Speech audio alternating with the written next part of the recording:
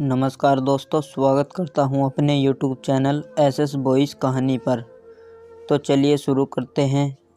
आज की हमारी कहानी है एक गरीब विधवा का संघर्ष। दुनिया में बिना किसी कमाते पुरुष के जीवन बिताना कितना मुश्किल होता है, और ख़ास करके किसी गृहिणी स्त्री के लिए। ये बात कुछ महीनों पहले की ही विधवा हुई प्रियंका से बेहतर कौन जान सकता है। कार एक्सीडेंट में पति की मृत्यु के बाद प्रियंका पर तो जैसे दुखों का पहाड़ टूट पड़ा था। प्रियंका को 2 बेटियां थीं, जिनका पालन पोषण और पढ़ाई की जिम्मेदारी अब पूरी तरह से उस पर आ चुकी थी। उसके पति की थोड़ी बहुत सेविंग थी, जो कुछ ही महीनों में अब शून्य होने को आई थी। भगवान जैसे उसकी कड़ी परीक्षा लेने पर तुला था, क्योंकि ले देकर उसके पास एक ही कमाई का जरिया था, जो थी उसकी गाय पर अब वो भी बीमारी से मर चुकी थी। प्रियंका को दिन रात बस यही चिंता सताने लगी कि अब आगे का गुजारा कैसे होगा, कैसे मैं अपनी दोनों बेटियों को खाना खिला पाऊंगी और कैसे उनको कपड़े लत्ते दिला पाऊंगी, यह स्कूल भेज पाऊंगी। दिन रात की चिंता में प्रियंका को चेहरा मुरझाया सा रहता था, जो साफ साफ देखा जा सकता था। प्रियंका के कई सारे पड़ोसी थे, मगर वह सिर्फ नाम के थे। किसी ने भी अपना पड़ोसी का धर्म नहीं निभाया था।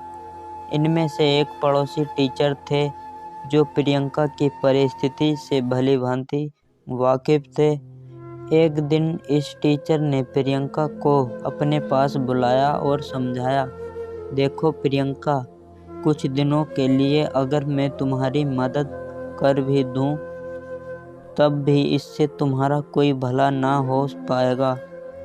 अगर तुम्हें अपनी परिस्थिति बदलनी है तो तुम्हें खुद ही इसमें बदलाव लाना पड़ेगा। प्रियंका ने बड़ी निराशा भरी आवाज में पूछा, भला मैं कर ही क्या सकती हूँ?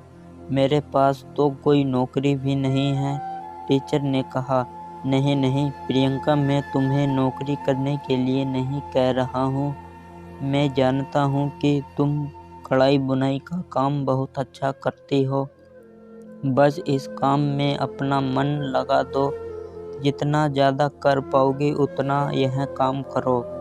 इसके अलावा तुम बाकी फालतू के खर्चे जैसे कि चाय का खर्चा कम कर दो। इसकी बजाय तुम लोग दलिया का पानी उबालकर पी सकते हो। इससे चाय से होने वाले नुकसान से भी बचोगे, और दलिया का पानी जो सेहत के लिए अच्छा होता है, ये तुम्हें और कई बीमारियों से बचाएगा। और इस तरह से तुम थोड़ा थोड़ा पैसा बचाकर अपने लिए फिर से गाय खरीद सकती हो और अपनी रुकी हुई जीवन की गाड़ी को आगे बढ़ा सकती हो। प्रियंका को इस भले शिक्षक की बात में कुछ दम लगा।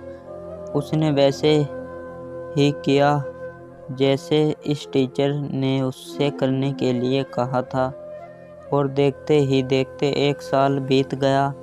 साल के अंत में प्रियंका ने इतने पैसे बचा लिए कि वह एक गाय खरीद सके, और प्रियंका ने गाय खरीदकर उसका दूध बेचकर अपनी बेटियों और घर का सारा खर्चा करने लगी।